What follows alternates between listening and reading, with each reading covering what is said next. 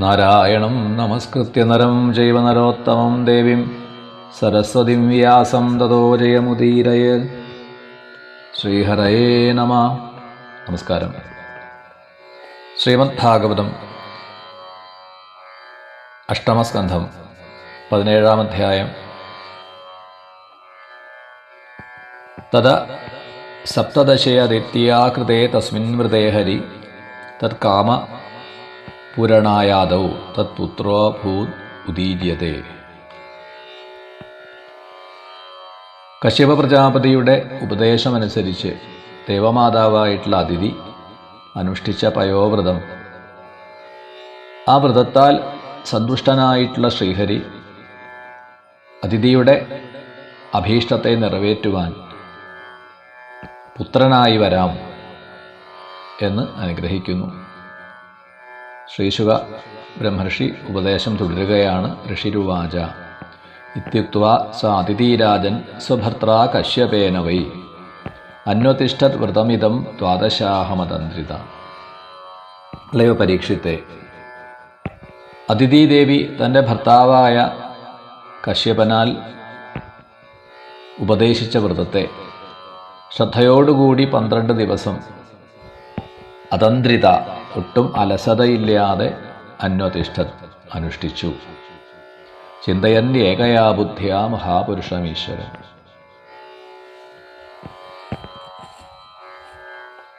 ആ ഭഗവാനെ ഏകാഗ്രതയോടുകൂടി ധ്യാനിച്ചും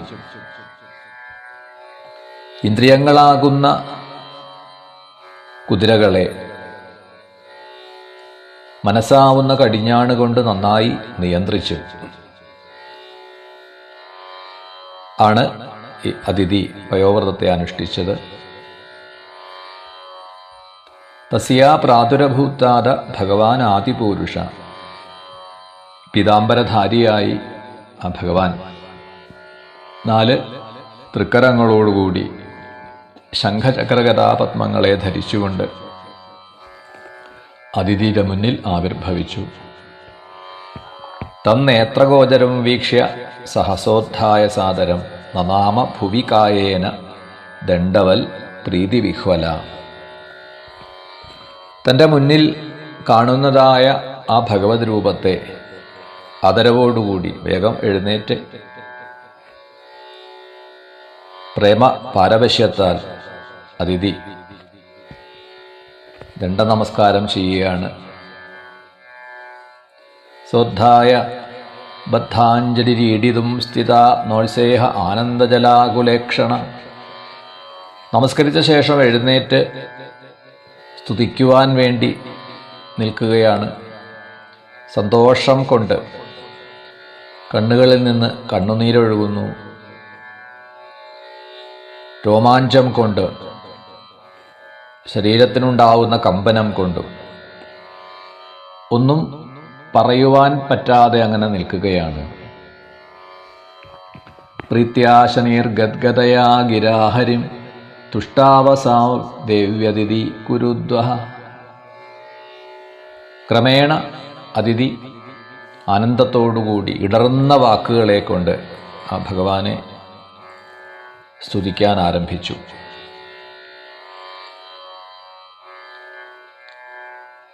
അസുരന്മാർ എത്ര ബലവാന്മാരാണ് എങ്കിലും അവരെയൊക്കെ നിഷ്പ്രയാസം അമർച്ച ചെയ്ത് തൻ്റെ ഭക്തജനത്തെ രക്ഷിക്കുവാൻ ഭഗവാൻ ശക്തനാണ്. അതിനെ സൂചിപ്പിച്ചുകൊണ്ടാണ് ഇവിടെ അതിഥിദേവി സ്തുതിക്കുന്നത്. അതിഥിരുവാച യജ്ഞേശ യജ്ഞപുരുഷാച്യുത തീർത്ഥപാദ തീർത്ഥശ്രവ ശ്രവണമംഗളനാമധേയ. അവിടുന്ന് യജ്ഞപതിയാണ്, യജ്ഞസ്വരൂപനാണ്, പുണ്യകീർത്തിയാണ്. ഭഗവത് നാമത്തെ കേട്ടാൽ തന്നെ, ശ്രവണം കൊണ്ട് തന്നെ മംഗളത്തെ പ്രദാനം ചെയ്യുന്ന ആ നാമങ്ങളോട് കൂടിയിട്ടുള്ളവനാണ്. ശരണാഗതി ചെയ്യുന്ന ഭക്തന്മാരുടെ ക്ലേശങ്ങളെ നീക്കുവാൻ ആവിർഭവിക്കുന്ന വിശ്വനിയന്താവേ, ആദിപുരുഷ, ഞങ്ങൾക്ക് നന്മ ചെയ്താലും വിശ്വായ വിശ്വഭവനസ്ഥിതി സംയമായ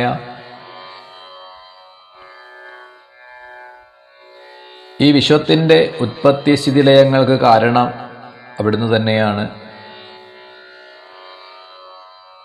നിത്യാനന്ദപൂർണനാണ്.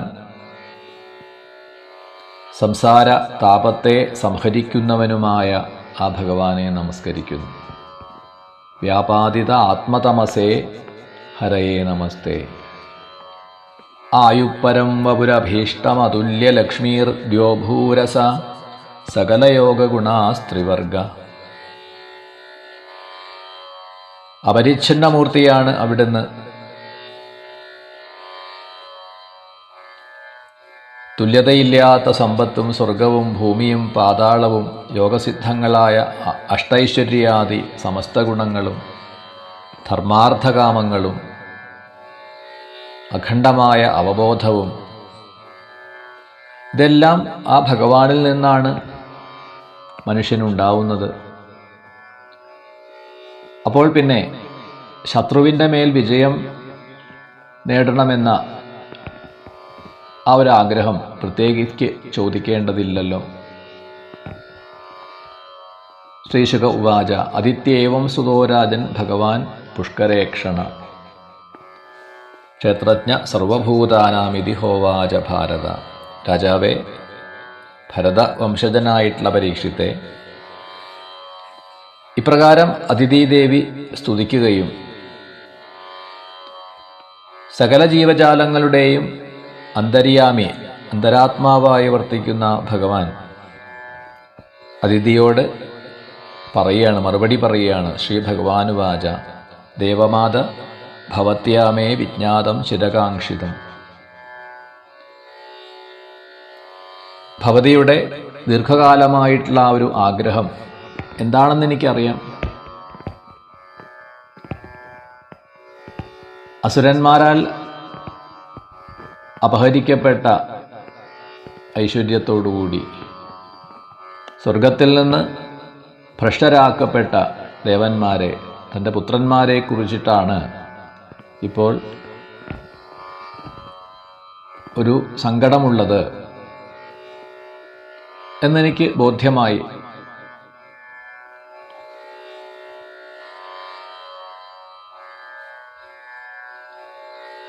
ആ അസുരന്മാരെയൊക്കെ യുദ്ധത്തിൽ തോൽപ്പിച്ച് വിജയിച്ച് ദേവന്മാർ അങ്ങനെ വിജയിക്കുന്ന തൻ്റെ പുത്രന്മാരോടുകൂടി സുഖമായിരിക്കാനാണ് അതിഥി കാക്ഷിക്കുന്നത്. ഇന്ദ്രജ്യേഷ്ഠൈ സതനയേർ ഹതാനാം യുധിവിദ്വിഷാം സ്ത്രിയോരുദന്തീരാസാദ്യ ദൃഷ്ടും ഇച്ഛസി ദുഃഖിത. ഇന്ന് ഇന്ദ്രാദികൾ അസുരന്മാരെ യുദ്ധത്തിൽ പരാജയപ്പെടുത്തും, നിഗ്രഹിക്കും.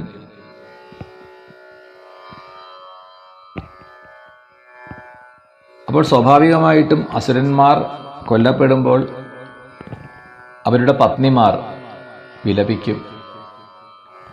അങ്ങനെ അസുര സ്ത്രീകളുടെ ദുഃഖം കാണണം, കണ്ണുനീര് കാണണമെന്നും ഇവിടെ അതിഥി ആഗ്രഹിക്കുന്നു. ആത്മജാൻ സുസമൃദ്ധാംസ്ത്വം പ്രത്യാഹൃതയശ്രിയ നാഗപൃഷ്ടമധിഷ്ഠായ ക്രീഡതോ ദൃഷ്ടുമിച്ഛസി.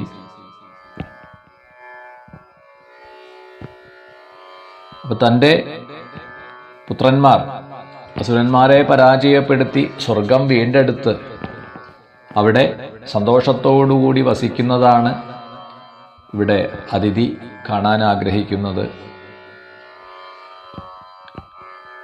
പ്രായോധുന തേ അസുരയൂഥനാഥ അപാരണീയ ഇരിദേവി മേ മതി.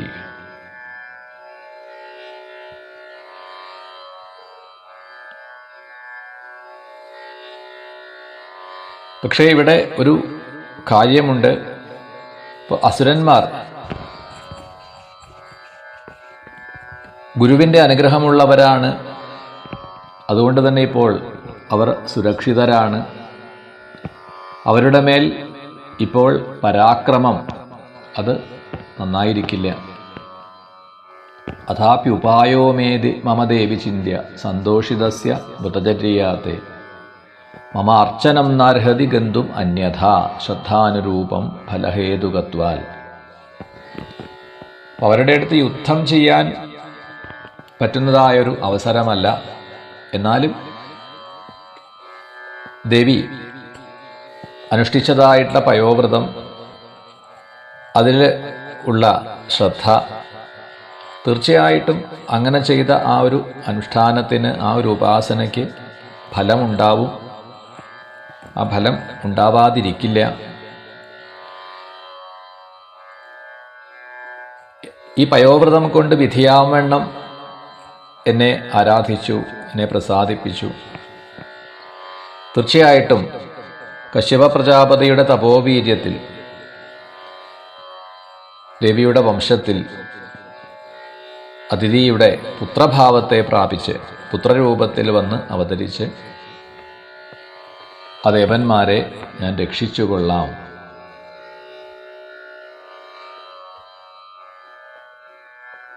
ഇങ്ങനെ സങ്കല്പം ചെയ്തുകൊണ്ട് ഭർത്താവായിട്ടുള്ള ആ കശ്യപ പ്രജാപതിയുടെ അടുത്തേക്ക് പോയിക്കൊള്ളൂ. മറ്റൊരു കാര്യം, നൈതസ്പരസ്മാ ആഖ്യേയം പൃഷ്ഠയാവി കഥഞ്ജന. ഈ ഒരു സംഗതി, ഈ ഒരു വൃത്താന്തം ആരെങ്കിലും ചോദിച്ചാൽ കൂടിയും പറയരുത്, മറ്റാരും അറിയരുത്. എന്താണ് കാരണം? സർവം സമ്പദ്യതേ ദേവി ദേവഗുഹ്യം സുസംവൃതം. ദൈവീക രഹസ്യം നിഗൂഢമായിരുന്നാലേ അത് ഫലപ്രദമാവൂ. ശ്രീശുക ഉവാച ഏതാവതുത്വാ ഭഗവാൻ തത്രൈവ അന്തരധീയത. ഇങ്ങനെ പറഞ്ഞുകൊണ്ട് ഭഗവാൻ അന്തർധാനം ചെയ്തതു. ആ അതിഥീദേവി ഭഗവാനിൽ നിന്ന് വരം നേടി കൃതാർത്ഥതയോടുകൂടിയിട്ടാണ് ഭർത്താവിൻ്റെ സമീപത്ത് എത്തി, കശ്യപ പ്രജാപതിയുടെ സമീപത്തെത്തി ആ ഭർത്താവിനെ പരിചരിക്കാൻ ആരംഭിച്ചു. കശ്യപ പ്രജാപതിയാവട്ടെ ഈ സംഗതികളെല്ലാം മനസ്സിലാക്കുകയും ചെയ്തു എന്നാണ്. സമാധിയോഗം കൊണ്ട് തന്നെ അറിഞ്ഞു. ആ ശ്രീഹരിയുടെ ചൈതന്യം തന്നിൽ പ്രവേശിച്ചു എന്നൊക്കെ അദ്ദേഹം മനസ്സിലാക്കുകയാണ്. അങ്ങനെയാണ് കശ്യപൻ തപോനിഷ്ഠ കൊണ്ട് വളരെ കാലം നേടിയ ആ ഒരു വീര്യത്തിനെ, ആ രേതസ്സിനെ അതിഥിയിൽ ആധാനം ചെയ്തു, അവന് ഗർഭാധാനം ചെയ്തു. അതിഥേർധിഷ്ഠിതം ഗർഭം ഭഗവന്തം സനാതനം ഹിരണ്യഗർഭോ വിജ്ഞായ സമീഡേ ഗുഹ്യനാമഭി. ആ അതിഥീദേവിയുടെ ഗർഭത്തിൽ പ്രവേശിച്ചു ഭഗവാൻ എന്നറിഞ്ഞിട്ടാണ് ബ്രഹ്മാവ് സ്തുതിച്ചു. ബ്രഹ്മോവാച നമോരുകായ ഭഗവന്നൊരുക്രമ നമോസ്തുതേ നമോ ബ്രഹ്മണ്യദേവായ ത്രിഗുണായ നമോ നമ. വിക്രമശാലിയായിട്ടുള്ള അവിടുത്തെ നമസ്കരിക്കുന്നു. വേദത്തിനും വേദജ്ഞന്മാർക്കും ഹിതകാരിയായിട്ടുള്ള അവിടുത്തെ നമസ്കരിക്കുന്നു. ഗുണത്രയങ്ങളെ നിയന്ത്രിക്കുന്ന ആ ഭഗവാനെ വീണ്ടും വീണ്ടും നമസ്കരിക്കുന്നു. വൃഷ്ണിയുടെ അർഭകനായി ജനിച്ച, വേദങ്ങളെയെല്ലാം തൻ്റെ ഉള്ളിൽ സ്വീകരിക്കുന്ന സർവലോകവിധാതാവായിട്ടുള്ള, മൂന്ന് ലോകങ്ങളുടെയും ഉപരി വർത്തിക്കുന്ന ശിവിവിഷ്ടനായിട്ടുള്ള, പ്രാണികളിൽ അന്തര്യാമിയായി വർത്തിക്കുന്ന വിശ്വവ്യാപിയായ അവിടുത്തെ നമസ്കരിക്കുന്നു. ത്വമാതിരന്തോ ഭുവനസ്യ മധ്യം അനന്തശക്തിം പുരുഷം തമാഹു. പ്രപഞ്ചത്തിൻ്റെ തുടക്കവും ഒടുക്കവും മധ്യത്തിലുമൊക്കെ വർത്തിക്കുന്നത് അവിടുന്ന് തന്നെയാണ്. കാലസ്വരൂപനായിട്ട് പ്രവർത്തിക്കുന്നതും അവിടുന്ന് തന്നെയാണ്. സ്ഥാപനങ്ങളും ജംഗമങ്ങളും ആയിട്ടുള്ള എല്ലാ ജീവജാലങ്ങളെയും പ്രജാപതിമാരുടെയും എല്ലാം ഉൽപ്പത്തിക്ക് കാരണവും ഭഗവാൻ തന്നെയാണ്.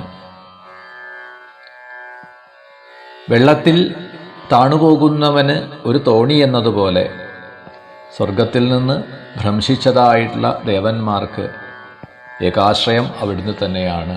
പ്രകാരമെല്ലാം സ്തുതിച്ചുകൊണ്ട് ഈ അഷ്ടമസ്കന്ധം 17-ാം അധ്യായത്തെ സമർപ്പിക്കുന്നു. അഷ്ടമസ്കന്ധം 18-ാം അധ്യായം. ഈ അധ്യായത്തിൽ വാമന അവതാര സന്ദർഭമാണ് പറയുന്നത്. അതിഥി കശ്യപന്മാരുടെ പുത്രനായി ഭഗവാൻ അവതരിക്കുന്നു. അവിടെ നിന്നും മഹാബലിയുടെ യജ്ഞശാലയിലേക്ക് പുറപ്പെടുന്നു. ബലിയാൽ സ്വാഗതം ചെയ്യപ്പെട്ട് സത്കാരം ചെയ്യപ്പെട്ട് അഭീഷ്ടങ്ങളെ വരിച്ചുകൊള്ളുവാൻ ആവശ്യപ്പെടുന്നു ബലി. തുടങ്ങിയിട്ടുള്ള ആ കഥാസന്ദർഭത്തെയാണ് ഇവിടെ വർണ്ണിക്കുന്നത്. ശ്രീശുക ഉവാച യുദ്ധം വിരിഞ്ചസ്തുത കർമ്മവീര്യ പ്രാദുർബഭൂവാമൃതഭൂരദിത്യാം ചതുർഭുജ ശംഖഗദാബ്ജചക്ര പിശങ്കവാസ നളിനായതേക്ഷണ ശ്യാമാവതാദോ ശശരാജകുണ്ടലത്വിഷോല്ലസശ്രീവദനാംബുജപുമാൻ ശ്രീവത്സവക്ഷാവലയാംഗതോല്ലസൽ കിരീടകാഞ്ചീഗുണചാരുനൂപുര മധൂവ്രതോ വ്രാത വിഘുഷ്ടയാ സ്വയാ വിരാജിത ശ്രീവനമാലയാ ഹരി പ്രജാപതേരുവേശ്മതമ സ്വരോജിഷ വിനാശയൻ കണ്ഠനിവിഷ്ടകൗസ്തുഭ. മുന്നധ്യായത്തിൽ ബ്രഹ്മാവിൻ്റെ സ്തുതി, അതിഥീഗർഭത്തിൽ പ്രവേശിച്ചതായിട്ടുള്ള ഭഗവാനെ ബ്രഹ്മാവ് സ്തുതിച്ചു. കർമ്മവീര്യങ്ങളോടുകൂടി ജനിമൃതികളൊന്നുമില്ലാത്ത പുരുഷോത്തമനായിട്ടുള്ള ആ ഭഗവാൻ 4 കൈകളോട് കൂടി ശംഖചക്രഗദാപത്മങ്ങളോടുകൂടി പീതാംബരധാരിയായി താമരദളം പോലെ വിശാലമായ നേത്രങ്ങളോടുകൂടി ശ്യാമവർണ്ണത്തോടെ മകരാകാരത്തിലുള്ള കുണ്ടലങ്ങളോടുകൂടി ശ്രീവത്സ അങ്കിതമായ തിരുമാറിടത്തോടെ കടകം, തോൾവള ഇവയോടുകൂടി മിന്നിത്തിളങ്ങുന്ന കിരീടം, പൊന്നരഞ്ഞാൺ, ഭംഗിയുള്ള കാൽത്തള, വനമാല ധരിച്ച് കൗസ്തുഭ രത്നം ധരിച്ച് കശ്യപ പ്രജാപതിയുടെ ഗൃഹത്തിലുള്ള അന്ധകാരത്തെ നീക്കിക്കൊണ്ട് അതിഥിദേവിയിൽ അവതരിച്ചു. ദിശപ്രസേതുർ സലിലാശയാസ്തത പ്രജാപ്രഹൃഷ്ടാഋതവോ ഗുണാന്വിത ദ്യൗരന്തരീക്ഷം ക്ഷിതിരഗ്നിജിഹ്വ ഗാവോദ്വിജാ സംജഗൃഷു നഗാശ്ച. ആ സമയത്ത് ദിക്കുകൾ തെളിഞ്ഞു, ജലാശയങ്ങളൊക്കെ തെളിഞ്ഞു, ജനങ്ങൾക്കെല്ലാം തന്നെ സന്തോഷമായി.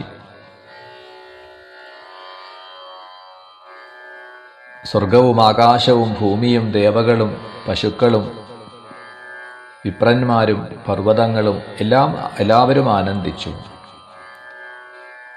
എപ്പോഴാണ് വാമനാവതാരം ഉണ്ടായത് എന്ന് പറയുകയാണ്. ശ്രോണായാം ശ്രവണദ്വാദശ്യാം മുഹൂർത്തെ അഭിജിതി പ്രഭു സർവേ നക്ഷത്രതാരാദ്യ ചക്രു തജ്ജന്മദക്ഷിണം.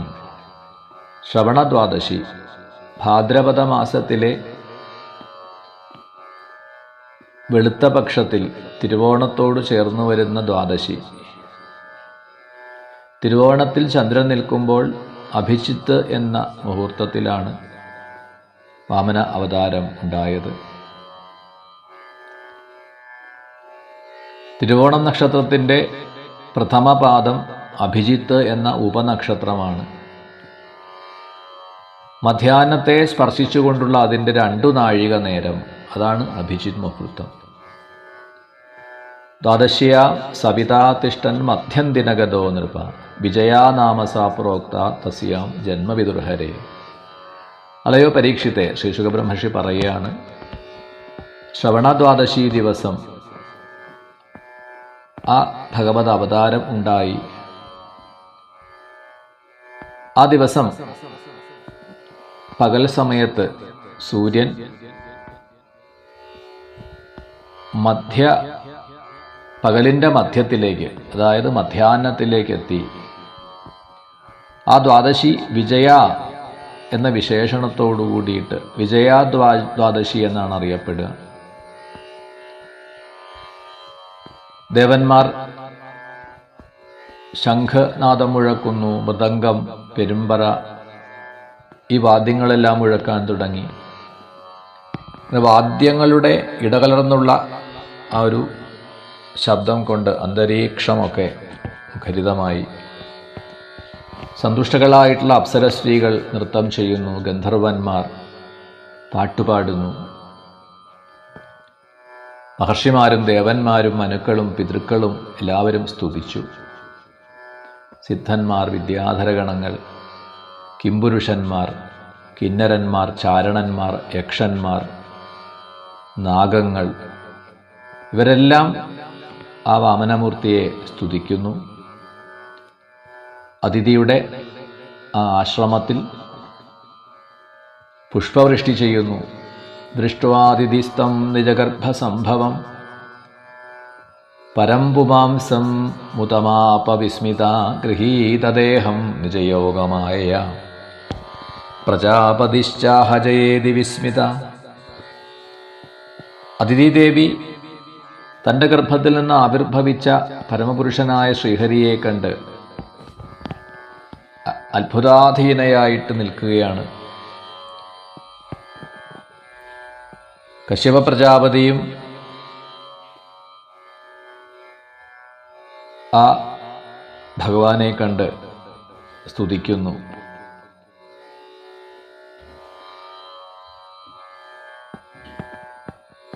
തമ്പടും വാമനം ദൃഷ്ട്വാ മോദമാനാമഹർഷയ കർമാണി കാരയാമാസു പുരസ്കൃത്യ പ്രജാപതിം. തം വടും വാമനം ദൃഷ്ട്വാ,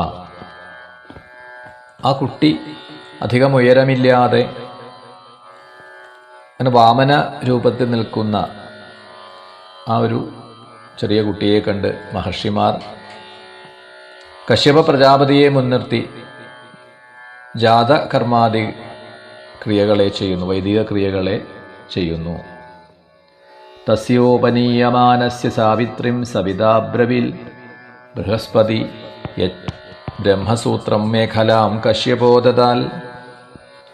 അങ്ങനെ ഉപനയനം ചെയ്യപ്പെട്ടുകൊണ്ടിരിക്കുന്ന ആ വാമനന് സൂര്യൻ ഗായത്രി മന്ത്രം ചൊല്ലിക്കൊടുക്കുന്നു. ദേവഗുരുവായ ബൃഹസ്പതി യജ്ഞോപവീതം നൽകി. കശ്യപ പ്രജാപതി അറയിൽ കെട്ടുവാനുള്ള മേഖല പുല്ലുകൊണ്ടുള്ള ചരട് നൽകി.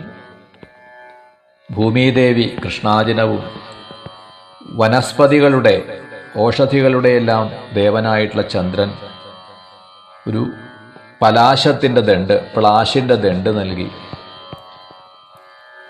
കൗപീനാച്ഛാദനം മാതാ ദ്യൗഛത്രം ജഗതപ്പതേ.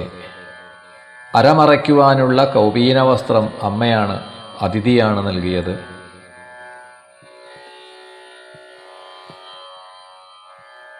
കമണ്ഡലും വേദഗർഭ കുശാൻ സപ്തർഷയോദതു അക്ഷമാല മഹാരാജ സരസ്വത്യവ്യയാത്മന.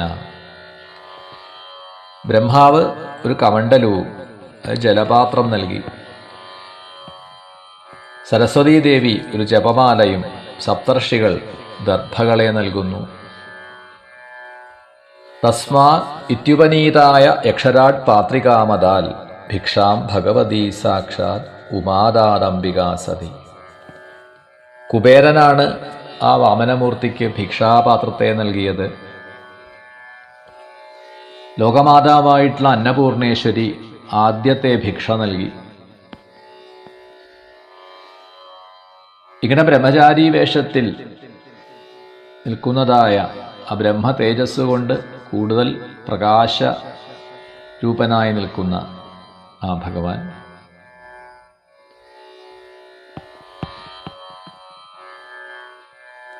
ഉപനയന സംസ്കാരം കൊണ്ട് ദ്വിജനായി തീർന്ന വാമനമൂർത്തി അഗ്നികുണ്ഡത്തിൽ മേലരിയിട്ട് അഗ്നിയെ ജ്വലിപ്പിച്ച് ചുറ്റും ജലം തൂവി തുടച്ച് ദർഭ വിരിച്ച്, ചുറ്റിലും ദർഭ വിരിച്ച് ജലഗന്ധ പുഷ്പാക്ഷതങ്ങളാൽ ആരാധിച്ച്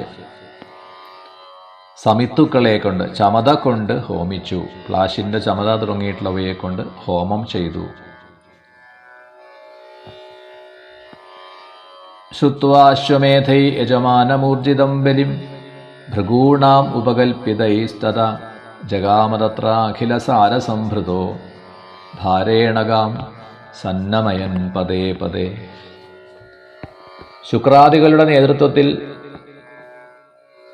ബലിയെ യജമാനനാക്കിക്കൊണ്ട് നടത്തുന്ന അനേകം അശ്വമേധയാഗം. ആ അശ്വമേധത്തെക്കുറിച്ച് കേട്ടിട്ടാണ് അവിടേക്ക് ആ വാമനമൂർത്തി പുറപ്പെടുകയാണ്. തം നർമ്മദായാസ്തട ഉത്തരേ ബലേരിയ ഋത്വിജസ്തേ ഭൃഗുകച്ഛസജ്ഞകേ പ്രവർത്തയന്തോ ഭൃഗവ കൃതൂത്തമം വ്യജക്ഷതാരാദുദിതം യഥാരവിം. നർമ്മദാ നദിയുടെ തീരത്ത് ഭൃഗുകച്ഛം എന്ന പ്രസിദ്ധമായിട്ടുള്ള സ്ഥലത്താണ് മഹാബലി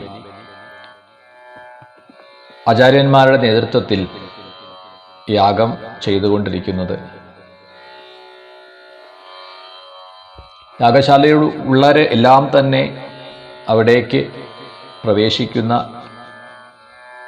ഉദയസൂര്യനെ പോലെ അതിതേജസ്വിയായ ആ ബ്രഹ്മചാരിയെ, വാമനമൂർത്തിയെ അത്ഭുതത്തോടുകൂടി കാണുകയാണ്. ഋത്വിജോ യജമാന സദസ്യാഹതത്വിഷോ വാമന തേജസാ നൃപ സൂര്യക്കിലായാത്യുതവാ വിഭാവസു സനത്കുമാരോധ പിതൃക്ഷയാ ക്രതോഹ. അല്ലയോ പരീക്ഷിത്തെ, ഋതുക്കുകളായിട്ടുള്ളവർ, ആചാര്യന്മാർ, യജമാനായിട്ടുള്ള ബലി, അവരെല്ലാവരും തന്നെ ഈ ബ്രഹ്മചാരിയുടെ, വാമനമൂർത്തിയുടെ തേജസ്സുകൊണ്ട് ശോഭ നഷ്ടപ്പെട്ടവരായി, കാന്തിയറ്റവരായി ഭവിച്ചു. അപ്പോൾ അവരൊക്കെ കരുതുന്നത് ഇത് യജ്ഞം ദർശിക്കുവാൻ വേണ്ടി സൂര്യൻ വന്നതായിരിക്കുമോ, സൂര്യക്കിലായാത്യുതവാ വിഭാവസു സനൽകുമാരോധ തിവൃക്ഷയാകൃതോ. അതോ ഇനി സനൽകുമാര ഋഷീശ്വരനാണോ, അതുമല്ലെങ്കിൽ അഗ്നിദേവനാണോ എന്നൊക്കെ അവർ ചിന്തിക്കുകയാണ്. ഇദ്ധം സശിഷ്യേഷു ഭൃഗുഷു അനേകഥ വിതർക്യമാണോ ഭഗവാൻ സവാമന ഛത്രം സദണ്ഡം സജലം കമണ്ഡലും വിവേശ വിഭ്രദ്ധയമേധവാടം.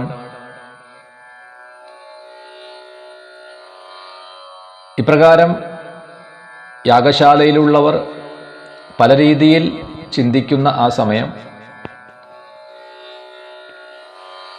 ആ വാമനമൂർത്തി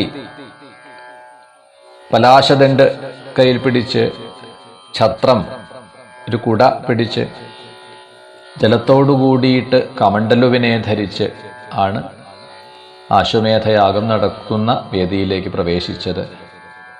മൗഞ്ച്യാ മേഖലയാ വീതം ഉപവീതാജിനോത്തരം ജഡിലം വാമനം വിപ്രം മായാമാണവകം ഹരിം. പ്രവിഷ്ടം വീക്ഷ്യ ഭൃഗവ സശിഷ്യാസ്തേ സഹാഗ്നിഭി പ്രത്യഗൃഹൻ സമുദ്ധായ സംക്ഷിപ്ത തസ്യ തേജസ.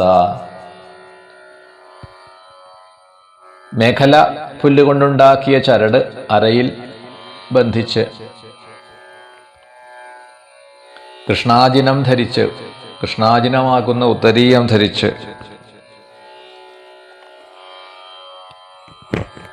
ഉയരം കുറഞ്ഞ വിപ്രവേഷത്തിൽ, ബ്രഹ്മചാരി വേഷത്തിൽ പ്രവേശിക്കുന്ന ആ ശ്രീഹരിയെ, വാമനമൂർത്തിയെ കണ്ട് വേഗം തന്നെ ആചാര്യന്മാർ, യാഗശാലയിലുള്ളവരെല്ലാം ത്രേതാഗ്നികളോടുകൂടി എഴുന്നേറ്റ് സ്വീകരിച്ചു.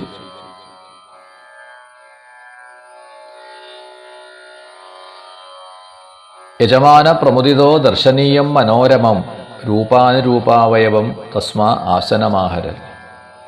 കണ്ടാൽ തന്നെ വളരെ അധികം കൗതുകം ഉണ്ട് ഈ ബ്രഹ്മചാരിയെ. കാണുമ്പോൾ തന്നെ കാണുന്നവർക്ക് മനസ്സിന് ആനന്ദത്തെ നൽകുന്ന രൂപമാണ്. ആ ഉയരം കുറഞ്ഞ ആളുടെ ശരീരത്തിന് ആകൃതിക്ക് ചേർന്ന അവയവങ്ങളാണ് രൂപാനുരൂപാവയവം. വളരെയധികം സന്തോഷത്തോടു കൂടിയിട്ടാണ് ഈ യാഗത്തിൻ്റെ യജമാനനായിട്ടുള്ള ബലി വാമനമൂർത്തിക്ക് ഇരിപ്പിടം കൊടുത്തു സ്വാഗതം ചെയ്യുകയാണ്. പാദങ്ങളെ കഴുകി, വാമനമൂർത്തിയുടെ പാദങ്ങളെ കഴുകി അങ്ങനെ അർച്ചിക്കുകയാണ്, ആരാധിക്കുകയാണ്.